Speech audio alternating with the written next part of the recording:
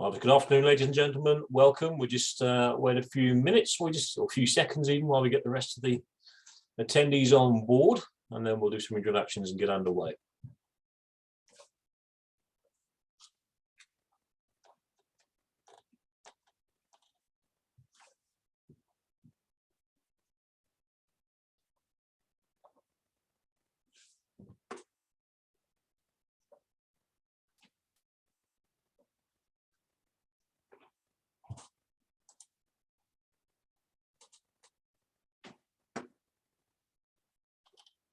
Okay, I think that's probably enough of a delay, so we're going to crack on. Good afternoon, ladies and gentlemen. A very warm welcome to this webinar on the forthcoming plastic packaging tax, which for some of us has come as a surprise, but for many of you not. But either way, there are the usual sort of complexities. So a bit of administration. Obviously, this webinar is being recorded, so we'll be able to post that and share that with you later on. If you have any questions throughout, then please do use the chat facility to raise your questions. The format for the session is going to be a short presentation from our two speakers, followed by open Q&A. But if you have questions that occur to you, then please do just post them into the chat and we will either answer them on the move or we will come back to you at the appropriate time. My name is Tudor Price. I am the Deputy Chief Exec here at the Invicta Chamber of Commerce, and it's my pleasure to welcome you to this afternoon's briefing. We are becoming very familiar with changes in legislation and taxation and a whole host of other regulations that are now coming into play, either as a result of Brexit or as a result of changes in sort of climate change agenda and things that has an impact on industry. So there's quite a lot to try and wade through. We have given ourselves an hour today. Obviously, that doesn't mean the conversation's over. You are more than welcome to follow up with us at the Chamber or obviously our speakers after the event. But let's press on. It is my absolute pleasure to invite our speakers here today. We are joined by Sue Rathmell and Andrew Thurston, both of whom from MHA MacIntyre Hudson, accountants and financial advisors extraordinaire, and also patrons of the Chamber, and good friends when it comes to business support and helping our members try and figure out their way through a lot of the regulation taxation that's out there. So thank you very much indeed both for joining us. And I'm going to now hand over to Sue, who will do her introductions and leave it in the capable hands of the two of them. Sue, all yours. Thank you, Tudor, and hello everybody.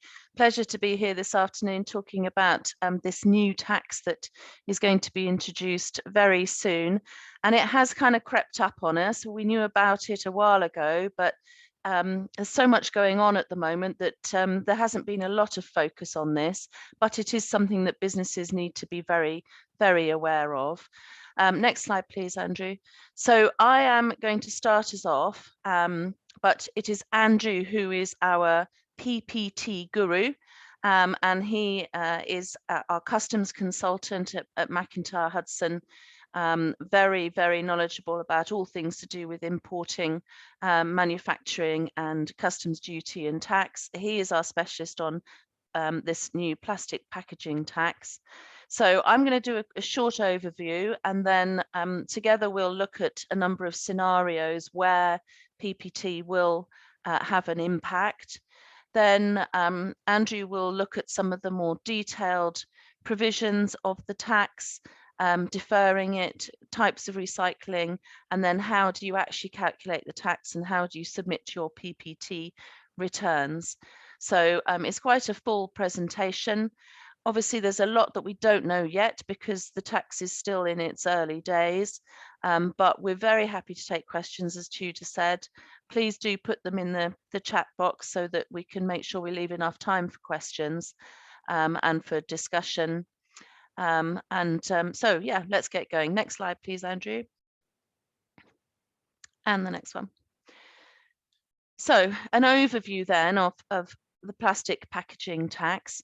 If you manufacture or import a plastic packaging component, or if you complete the last manufacturing process for a packaging component, then this is going to impact you. So we're going to cover exactly what this means, but if you do any of the above, then you need to maintain records. So this is something that I think a lot of businesses haven't realized, that you will have to consider whether you're required to register for PPT, but in order to do so, and in order to prove that you have considered it, you need to keep records, and you need to consider what you're manufacturing or what you're importing, so that you can show HMRC, if they ask you, that actually you're not required to be registered, or indeed make sure that you register at the correct time. Next slide, please. So as I said, from 1 April 2022, this new tax will be introduced in the UK. Its aim is to encourage the use of recycled material rather than new plastic within plastic packaging. So that's what it's there to do, try and encourage businesses to increase the amount of recycled material that they use in packaging. This is the law that the new law that we have that has put it into place with effect from 1 April. Next slide, please. So the definition of plastic, actually, Andrew, this is you. I was carrying on there, but this is for Andrew to, because once we get into the detail, I hand over to my colleague. Thank you, Andrew. And on that seamless transition, we move to Andrew. That's right. Yeah. Thank you, everybody. So yeah, the definition of plastic under the Hmrc guidance is quite clear. So plastic means a polymer material to which additives or substances may have been added. This does not include cellulose-based polymers which have not been chemically modified, but the plastics include polymers which are biodegradable, compostable, oxo-degradable. So it covers a wide range of plastic components. Oops, excuse me. So PPT will apply to finished plastic packaging which is manufactured or imported, as Sue said. There is an exemption for that if your packaging meets the 30% rule. So if more than 30% of that is recycled, then you still have to record it and be registered, but if you meet the thresholds, but it won't be liable to the tax. So what is classed as finished plastic packaging? So this is a component which has undergone its last substantial modification. So where the last substantial modification happens as part of the packing or filling process, then that's when the tax will be liable. So if you're receiving something that is squashed and the filling process expands that and creates it into its finished entity, then that's when the tax will be liable. So elements that are classed as substantial modification include a change in shape, structure, thickness, and weight.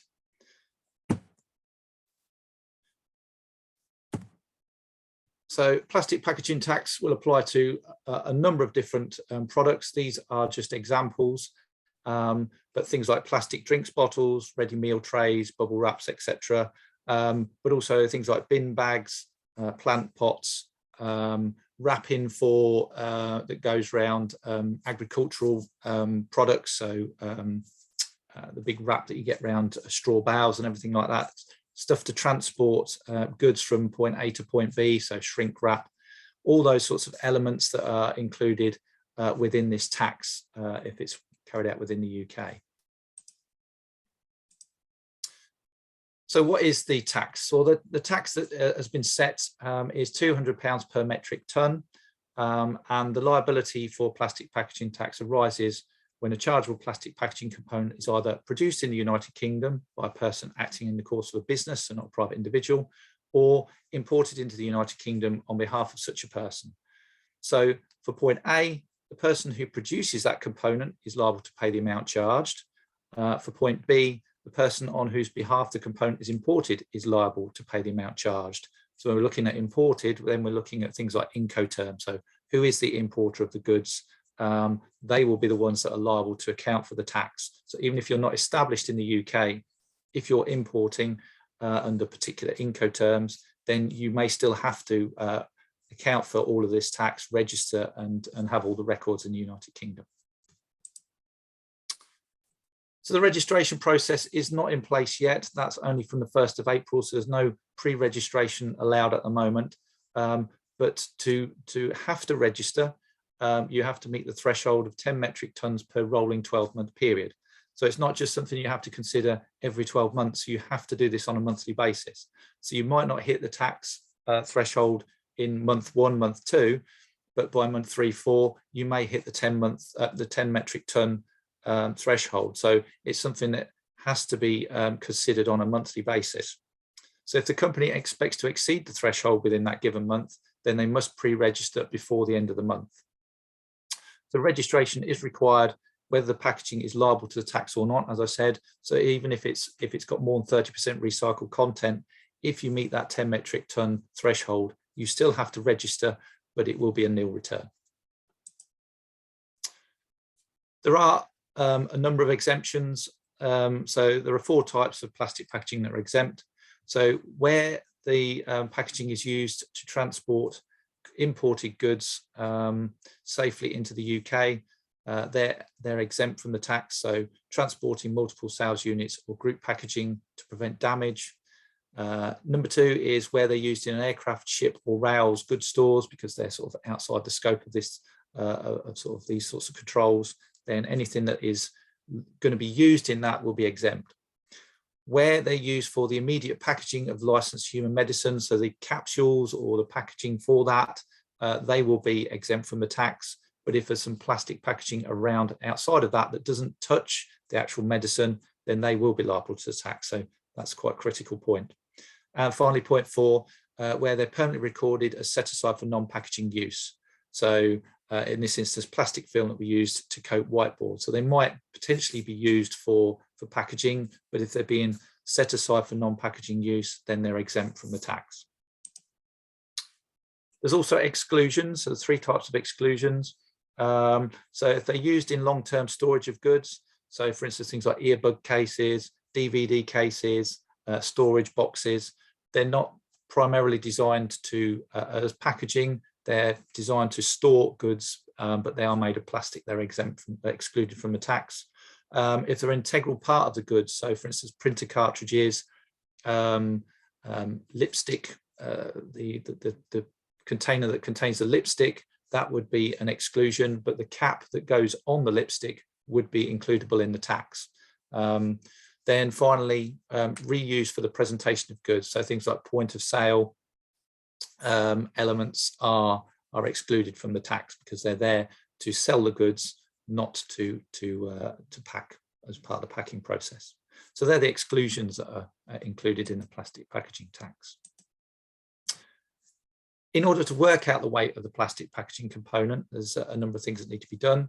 So firstly, you should work out the weight for each component you manufacture or import. And that's an important point, because if you're importing or manufacturing loads of different types of products, you're going to have to look at it potentially per product, work out the weight of the packaging, all the components that go into that finished product. If you're bringing in something that it's got cardboard and aluminium or plastic, you've got to look at each element and work out the plastic part of that. If you do need to register, you'll need these weights to work out how much tax is due. So you're going to have the records to be able to clearly identify A, do you meet the 10 metric tons, and B, how much tax am I going to have to pay on a quarterly basis. Where the waste remains attached to the finished product, you can deduct the weight of the waste from that. So if there is an instance where that happens, then it's just working that out and deducting that from that calculation. And finally, if the specification of materials change, you'll need to do a new assessment. So if you change the type of packaging or the materials that go in that packaging, you potentially need to do a new assessment. So this is not something that you just do once. Again, every time something changes within the specification of that packaging, you are going to have to do a new assessment to establish whether the weights and whether that affects the calculations for the plastic packaging.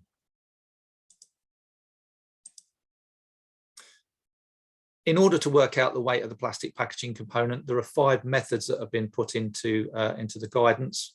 I'll talk sort of briefly on them.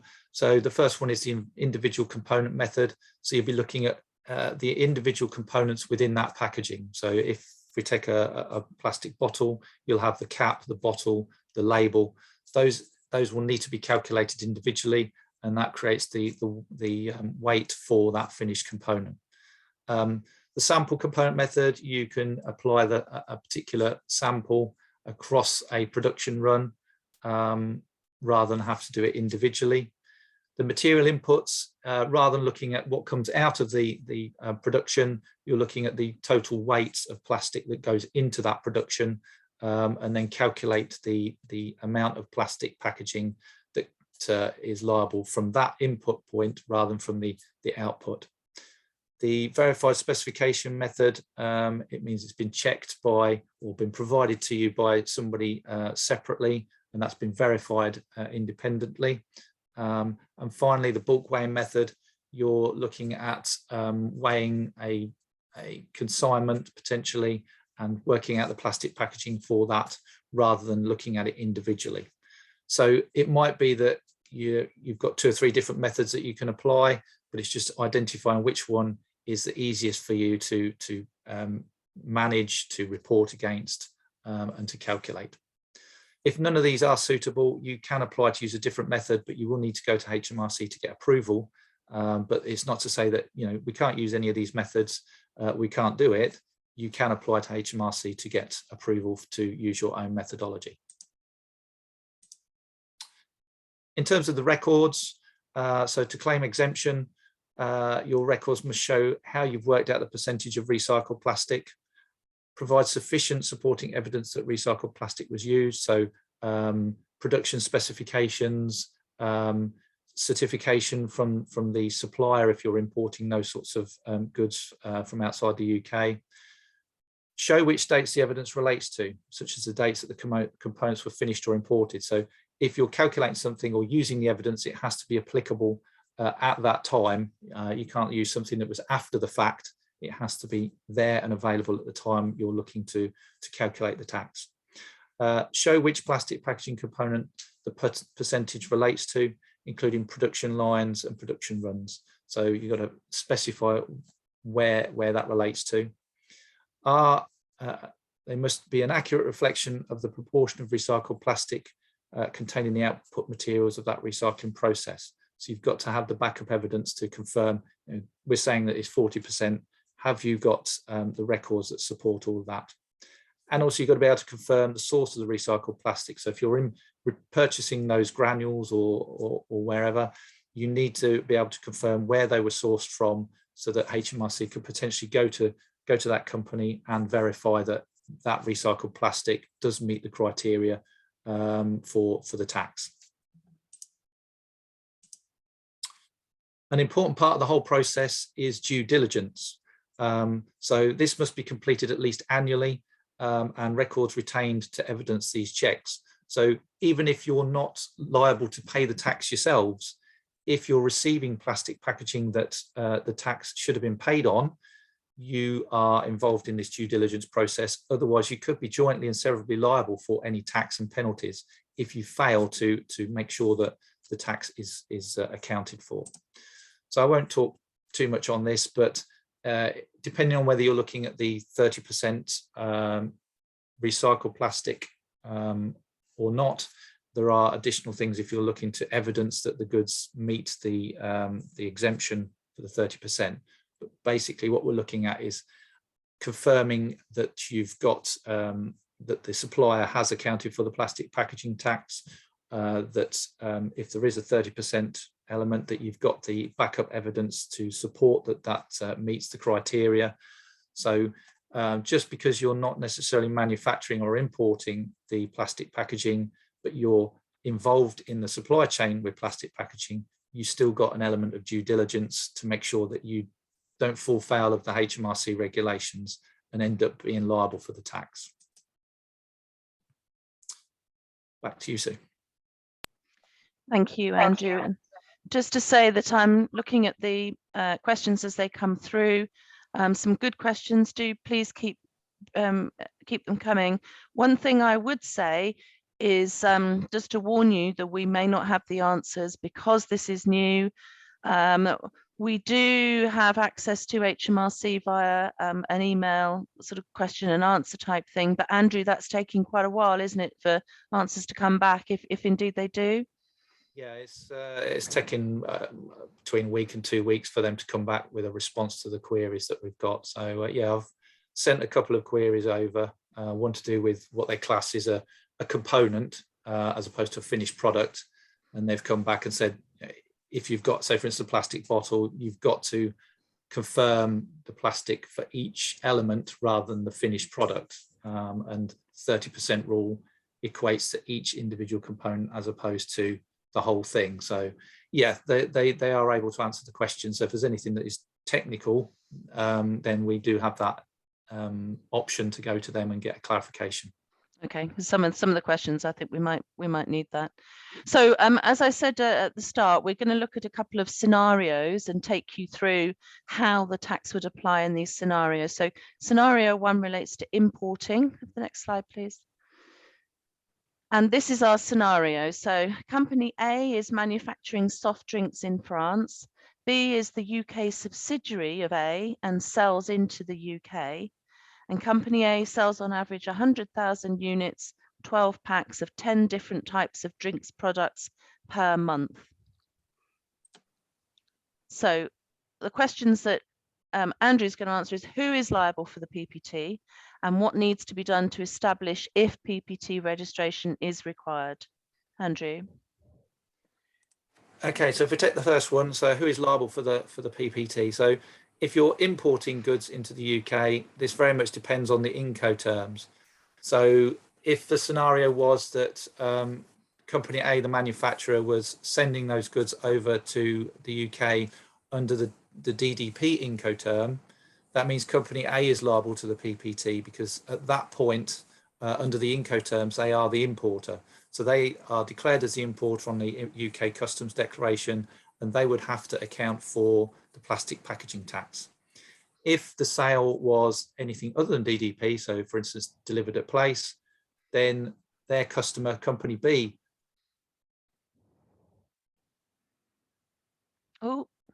plastic packaging tax, confirming registration and having all the records.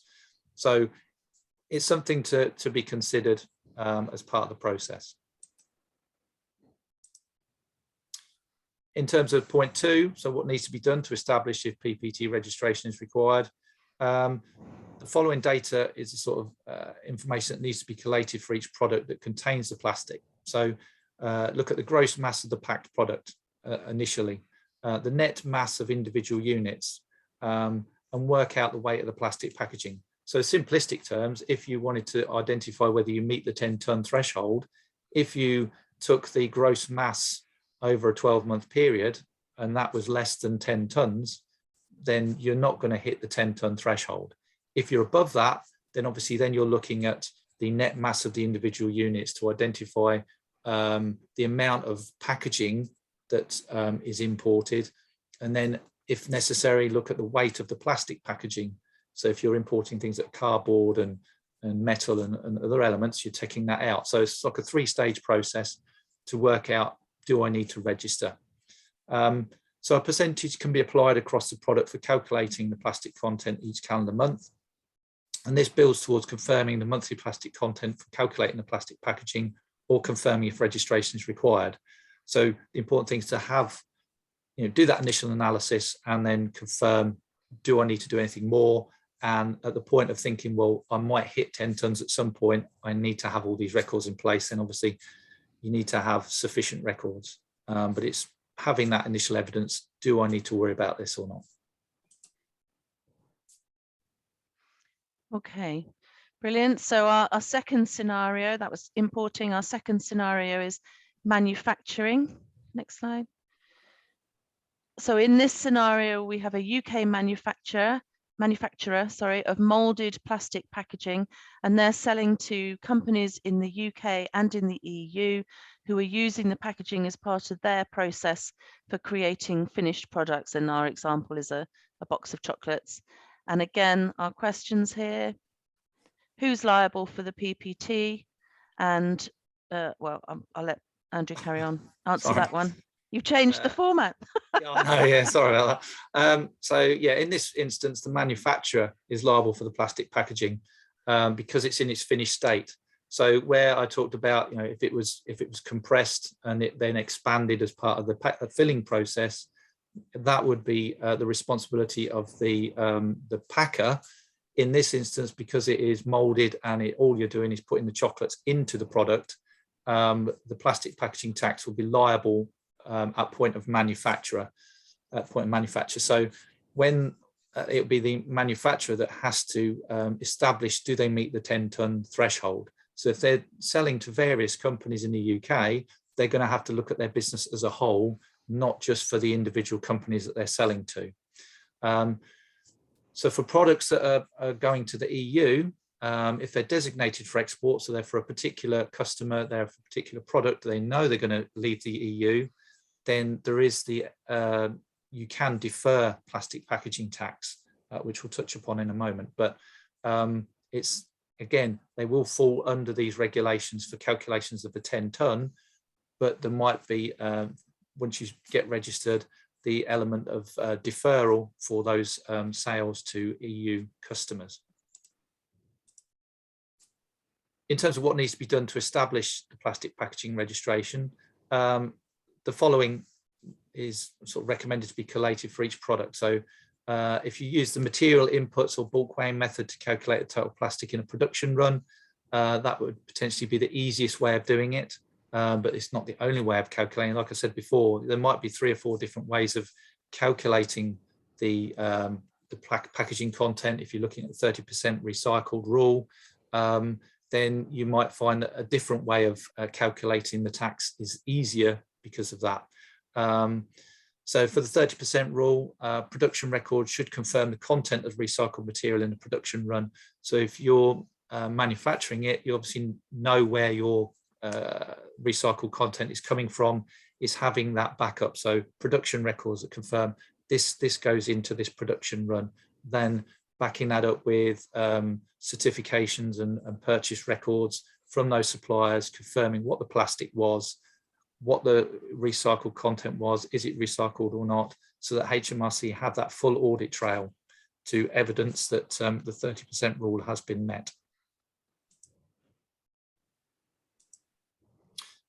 As part of this particular one, there's also due diligence. So the manufacturer needs to inform its customers that plastic packaging has been paid. So they'll account for the tax, but they also need to, as part of the regulations, inform their customers that plastic packaging tax has been charged on their invoice. This is an area that hasn't been confirmed by Hmrc yet, but there is a statement that will need to be included on any sales invoices to customers where plastic packaging tax is going to be included in that cost. But that hasn't been announced by Hmrc yet. So there will be a standard text to put on the invoice. The customers need to have confirmation that the manufacturer has paid the plastic packaging tax. So where I said before, you're not going to be incurring the tax directly. You need to at least be able to evidence that you've confirmed with the manufacturer, does that invoice include plastic packaging tax, or have you accounted for plastic packaging tax? If you're receiving invoices and there's nothing shown and you don't do anything about it, you could be liable for penalties and potentially liable for the plastic packaging tax because you've not performed your due diligence. If the levels of packaging do not meet the registration threshold, you still need to hold evidence to ensure that Hmrc can confirm that you're not meeting the 10-ton threshold. So even though you're not having to register, you've still got to have satisfactory records in place to evidence that. Okay, so the third scenario, packing. Next slide. So in this scenario, Company A is a manufacturer of rolls of plastic film in the UK, selling them to Company C in the UK. B manufactures plastic punnets in the UK and also sells to Company C. So B uses the rolls of film in a process that cuts and attaches a film lid to the plastic punnets, which are filled with fresh fruit. So this is what we see all the time, isn't it, in the supermarket, strawberries or whatever in a plastic container with a film across the top. So again, Andrew's going to go through who's liable for the PPT. Okay, yeah, so in terms of this is where you're going to have, if you're a packing company, you're going to have both elements of what we've discussed before. So company C is liable for the plastic packaging tax on the plastic film. So because company A is manufacturing a roll of plastic film, at that point it's not in its finished guise. As part of the production process, it is cut and stuck to the plastic punnet. So at that point, it's in its finished guise. So the actual packing company, company C, will be responsible for accounting for plastic packaging tax on the plastic film. Company B is liable for the plastic packaging tax on the plastic punnets because they are manufacturing something that's in its finished guise. It's going to be filled, but it's not going to change shape or weight or structure in any way. It's just going to be filled. So there's two different tax points within that production of that finished product. And if you're the packing company, it's important to understand that you're not going to account for the tax on everything, but you've got to have the records to support that you've done your due diligence and everything else. So what needs to be done to establish the PPT registration? So again, the following data needs to be collated. So initially, gross mass of packed product. If you're receiving or manufacturing less than 10 tons of finished product, then you're not going to meet that tax. If you do, then you're then looking at net mass of the individual units and working down to the weight of the plastic packaging. So weighing an individual packaging unit and then multiplying that by the amount of units that you're going to produce or sell within a given month. A percentage can be applied across the product for calculating the content over each calendar month. And this builds towards confirming the monthly plastic content for calculating the PPT or confirming if registration is required. And as we discussed before, due diligence is important. So company A needs to have confirmation that company C has paid the plastic packaging tax. So on that film, although company A have produced something plastic, but they're not accounted for the plastic packaging tax, they still need to receive something from company C that confirms that they have paid the plastic packaging tax. If they don't receive anything, then they are jointly and severally liable because they should be aware that the tax will be liable at some point. Company B needs to inform company C that the plastic packaging tax has been paid. So that will be via an invoice. As we said about the statement on the invoice, that will establish that process. Company C needs to account for the plastic packaging on the film and ensure it receives the evidence that plastic packaging tax was paid on the punnets. So there's two arms that they need to consider as part of their records.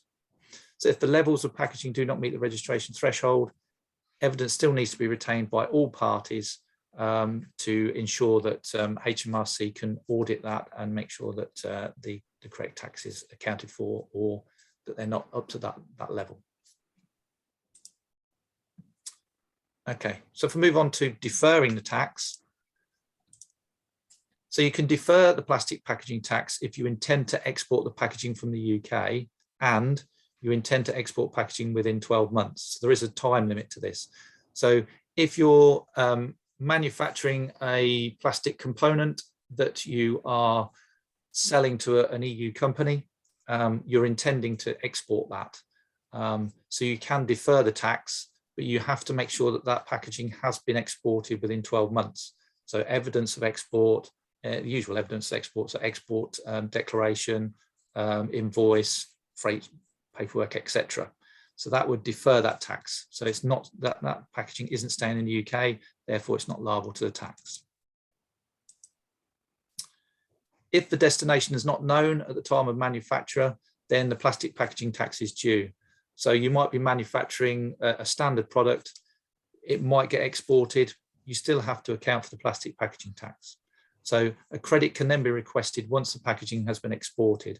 If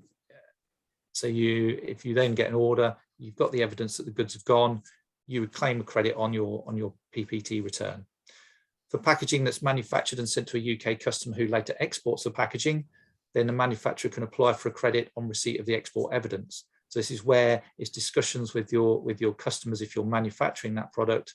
If the tax, if it's in both parties' interest to get the credit, and reduce this cost, but it's making sure that you've got all the evidence. So the manufacturer would have to receive the evidence of export to be able to get the credit and then pass that back to their customer. You must always ensure that your customers notify you of the intention to export to be able to work this process through. If you claim a tax credit, you can refund the PPT to your customer.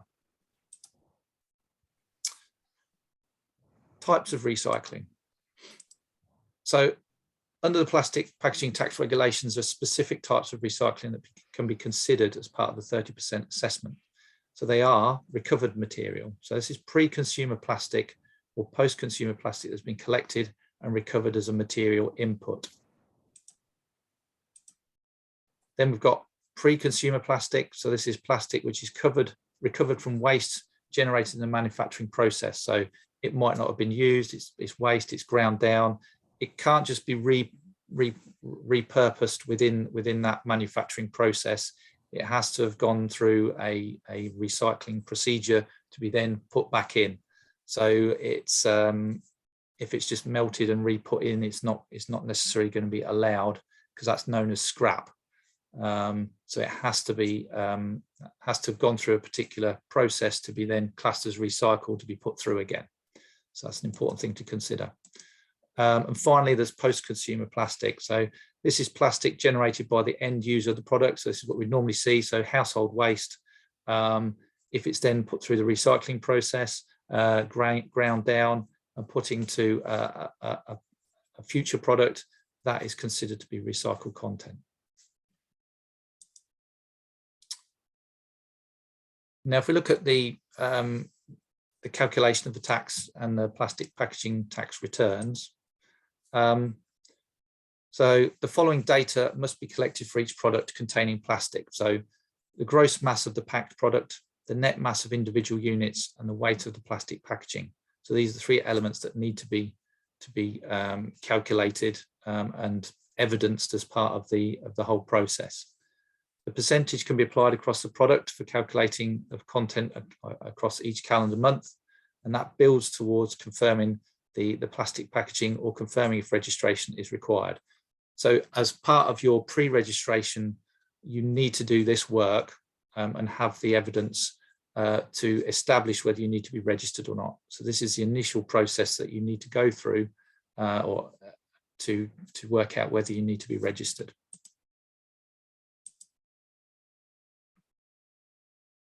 So for example, if we take this unit as an example, so the applicable plastic packaging in this supply would be the plastic bottle cap, the label if it's predominantly a plastic, the plastic wrap around the 12 pack because that's the immediate packaging, it's keeping it together.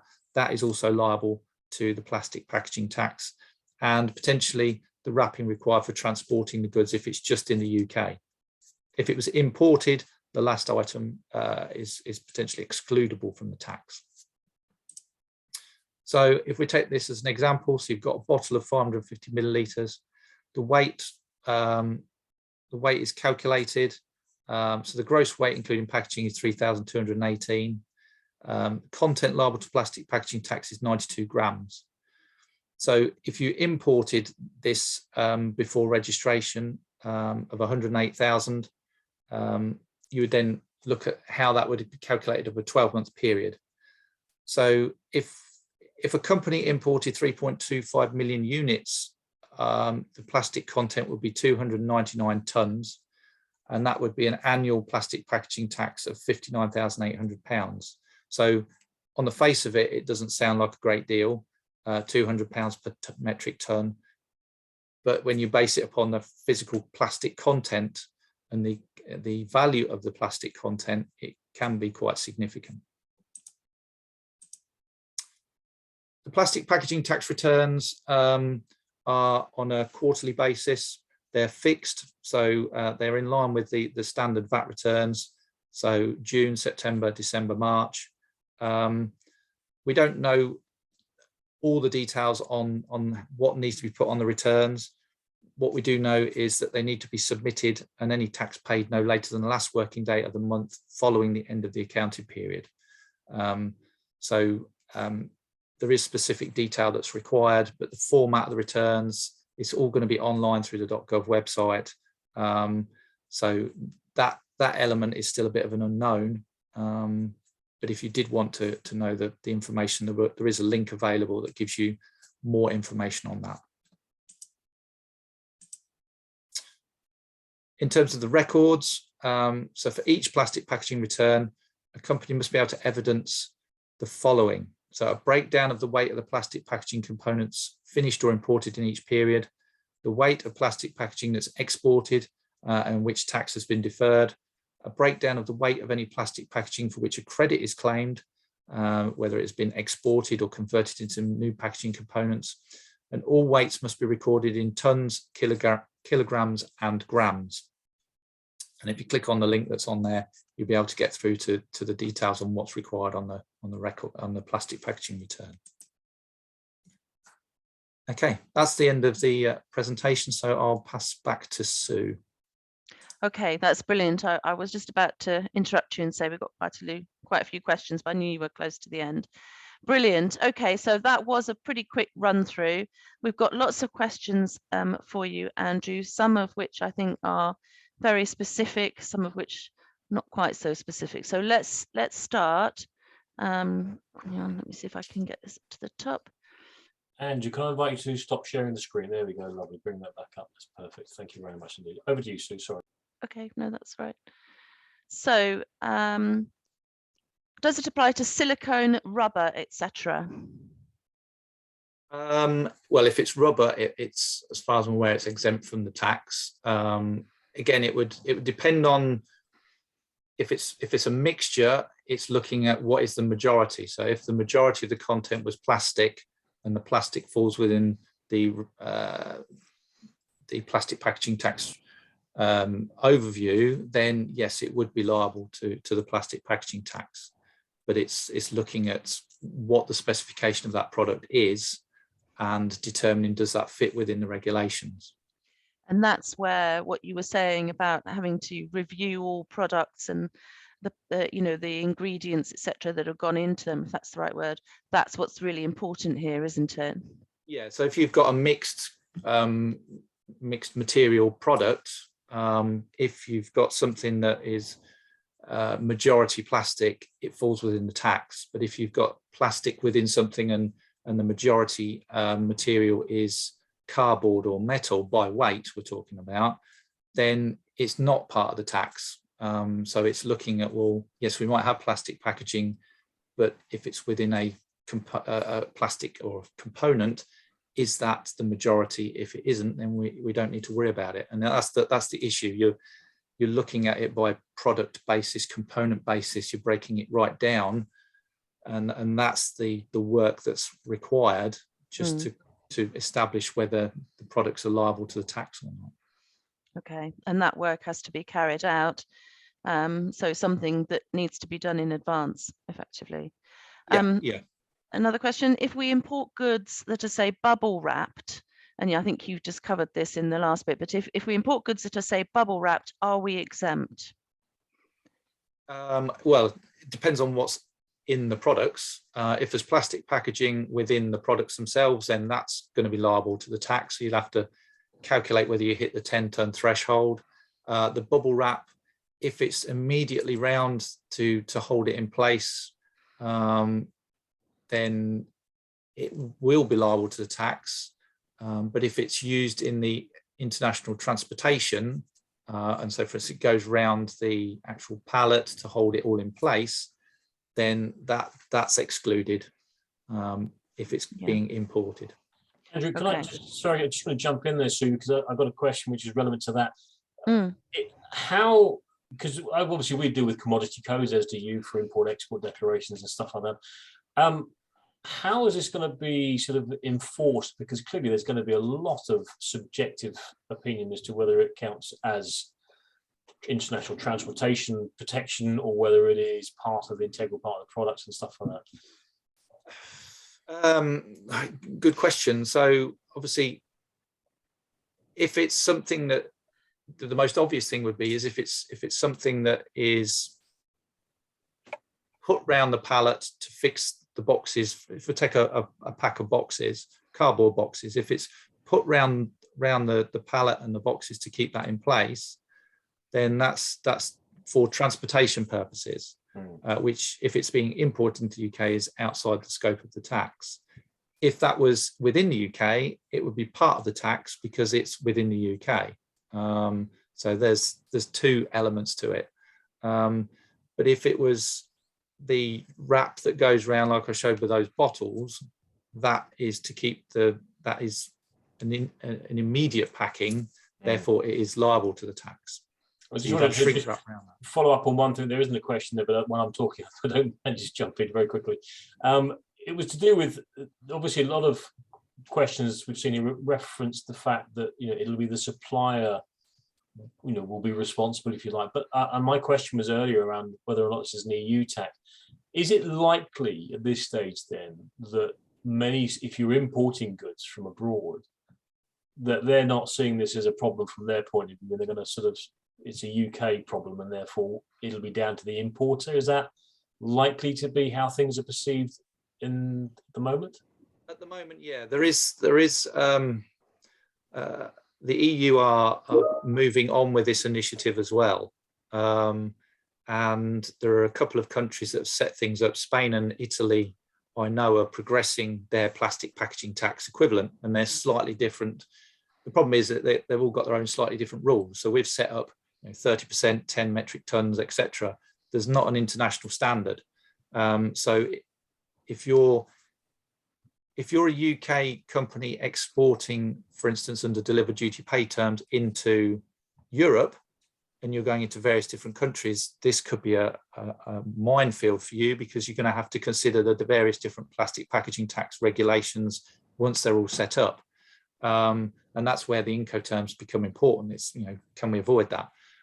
But for an EU company bringing it into the UK, if they are, say, for instance, manufacturing it in Spain, they might have their own local problems to deal with plastic packaging tax, but then they're sending it over to the UK as well.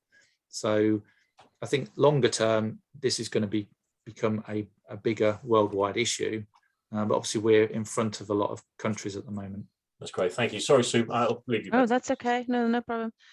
So a question here about where the plastic packaging is an integral part of the goods, and suggesting that for horticulture, a pot around the roots is integral to the plant and therefore not subject to PPT. But Andrew, I know I've seen in Hmrc's guidance that actually that's not considered integral in that way to the plant, and a pot around a plant would be subject to the tax. Have you come across this? Yeah, so if you were if you take the sort of the plant pots that you see in a garden centre, they fall under the tax, because generally they are used to transport that that plant to the garden centre. Once it gets to your home, you take it out of the pot, put it in the ground, and then it's disposed of.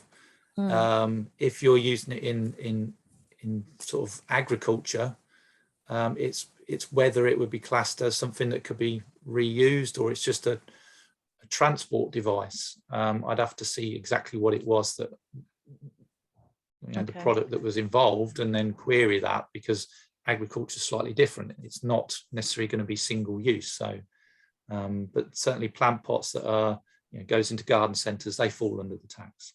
Okay. Will regranulated offcuts be counted as recycled materials? Yeah, my understanding is that if they've gone through they've been reground and then they can be put back into the process, then that is considered to be recycled. But it would again understand what that process was and have the records to support that that's what's happened, to be able to evidence that. Okay. An attendee says we've been submitting annual returns based on weights and sizes for plastics, wood, glass, etc. for many years now, and paying the subsequent PRN charges under the NPAC packaging scheme. How does the new tax sit with the existing scheme? Is it in addition to, or is it replacing that scheme? As far as I'm aware, this is in addition to, but I'd have to check on that. Okay. I mean, I'm not aware either of whether whether it, I don't, as we haven't heard that it's replacing it. It's not, as far as I'm aware, it's not replacing anything. This is purely to sort of, it's looking at increasing the recycled content. That's its design. Yeah. So it's not replacing Okay. anything. Okay. Sorry. Some attendees asking if they can have copies of the slides. Yes, you certainly can, and you can watch it again if if you really want to. Okay, what if we buy bubble wrap to wrap our finished goods for sale in the UK?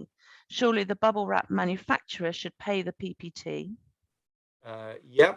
If it's designed for the purpose of packaging, then yeah, the manufacturer could get a credit or defer it if it was going to non-packaging purposes. But with bubble wrap, it's generally for packaging use. So the manufacturer would have to account for it. If they weren't accounting for it, they would have to notify their customer that it's not subject to the tax.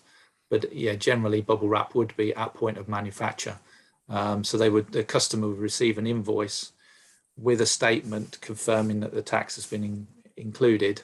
Okay. And if that is not shown, then it's up to the customer to query that. Okay. Also another question affecting customers. How does this affect retailers who receive goods in plastic packaging? Well, if they're receiving goods from, if it's a UK to UK supply and they're receiving the finished product, then they just need to ask the question to their supplier, has plastic packaging tax been accounted for? And keep that in their records.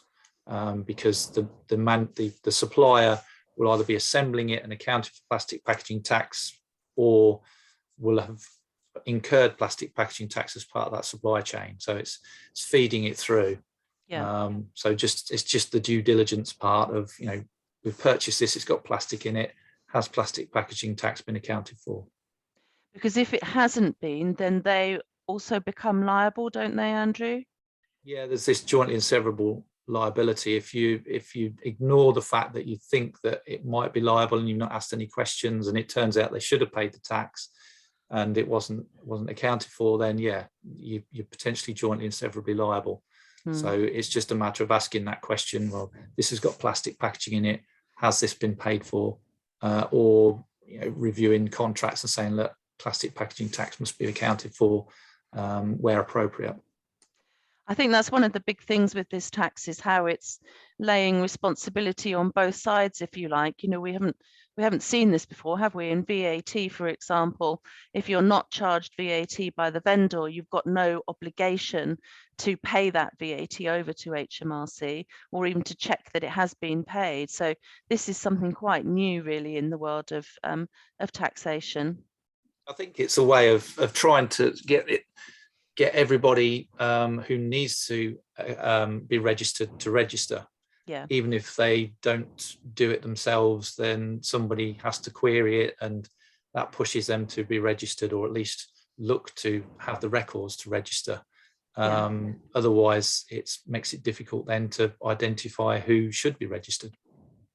And it also reduces the work of Hmrc, doesn't it? Because once again, taxpayers are kind of doing their job for them. Sorry, how does this affect retailers who receive goods? Oh no, we've done that one, sorry. What is the obligation for a packaging distributor or reseller? Again, they'd need to be sure that the PPT had been paid, wouldn't they? Yeah, so if you're a packing company, if you're receiving the plastic packaging in, if it's in its finished guise, then the tax should have been accounted for by the manufacturer of it. If the plastic is used as part of the production process for the packaged product, then that would potentially be payable at the time of packing. But it might be that it's already been paid, in which case it's establishing that fact. Nobody wants to pay the tax or account for the tax twice. No. But as a general rule, if it's not in its finished guise, it's not liable to tax until it is. So that's the last substantial modification. Okay. Another question, what if you recycle your plastic packaging and send it on to your customers that are not in the UK? I don't know if they mean, will they get a credit for the tax, or not sure? No. So if you've used the packaging and then you ship it out, no, I wouldn't expect there to be any process for that, because it's been paid, it's been used, it's classed as used and recycled. So if that was then put through the recycling process in the UK and then reused in a finished product, then obviously that counts to the 30%. But if it's exported, I've not seen anything to suggest that there's a credit for that. No. So if we bring in pallets of small bags of compost stroke fertilizer, which come in stacked up on the pallet with plastic wrap around the whole pallet, is the plastic wrap around the pallet exempt? And does the supplier pay for the PPT on these? If it's imported, the wrap around the pallet would be exempt. The plastic bag that it's in, I'm assuming it's in a plastic bag, or at least some wrapping to keep it in place, that would be liable to the tax. If it was imported, it's all on who is the importer. So if it's the UK company under the Incoterms, delivered at place, the UK company would have to work out, do they meet the 10-ton threshold? If they do, they have to register. If not, then they just have to have the records. If it's a UK to UK supply, then the wrapping around the pallet is liable to inclusion under plastic packaging, but that would be accounted for at some point in the supply chain, probably prior to the the fertilizer manufacturer doing their part. But as part of packing that fertilizer, that bag will be liable to the plastic packaging tax at that point, because it's being filled and sealed and everything else. So it's in its finished guise. Okay. I don't know about anybody else, but this is so confusing, isn't it? With lots of exemptions and different situations. I think it's going to be really hard for businesses. It's basically looking at what do you purchase that is plastic, what do you sell that is plastic, and looking and seeing, well, what's the tax point for these? At the end of the day, if you're importing, you've got to look at the 10 tons. If you're not going to hit the 10 tons on an annual basis, rolling 12-month basis, you don't need to worry, but you just need to have the evidence. And that would be, well, here's our total imports, or gross mass in this 12-month period. It's less than the 10 tons. Is there, so I'm just going to jump in because I'm just talking the time there. Is there, it's early days because obviously this legislation is yet to sort of come into force, but is there some sort of decision tree graphic that you guys could sort of produce that would sort of help people know where they've got to start looking? Because obviously there's a lot of variables in terms of it all depends on where it's coming from, who's sending it, and things like that. Is there any plans to sort of try and create anything like that at all? It's something that we can look to do. I think it'd be useful to sort of have that. Do you import or do you purchase? What do you need to consider? Because like you say, it is a confusing and difficult. Because around the table we have some those who are sort of obviously producing large amounts of products and exporting, importing, and those who are, if you like, at the end of the supply chain and just dealing direct with consumers. And I think there's always that sort of, well, do I need to wade through all of this information? Do I need to find out none of it is relevant to me, or actually do I need to sort of really get into the sort of the bones of this? Because obviously there is a serious impact in some cases, but it's that'd be really helpful if you guys could come up with something like that. I'm sure that we'll try. That's a good idea. Try and get something together like that. I think I think that somebody made the point that it's going to put businesses out of business. I think it's going to be very expensive, and not just that, but also the preparation for it. What we're suggesting, that you review all products and so on. It costs a lot of money. So I think it's something that businesses absolutely have to take account of and need to be thinking of right now and preparing. Have we covered all the? I'm not sure if we covered all of the. There are quite a few more questions there. So, but I'm just wondering if should we carry on or? Well, where can they go to? Because we won't be able to get through all of them, I'm sure, because there'll be probably a lot more. How do they follow up with you guys if they have more specific questions? So at the end of Andrew's presentation, there is his email address. If I put mine in chat as well, and then we're happy for people to contact us with queries. Let me just do that now. It's one of those situations where kind of we're aware it's coming, businesses are aware it's coming, but they don't really know what they should do. And really now is the time to be preparing. There, I'll put my email address in chat as well. That's great. Yeah, thank you. Yeah. So Please do contact us, and we can help you determine whether you will have to pay PPT, how to register. We can help you do the returns, etc.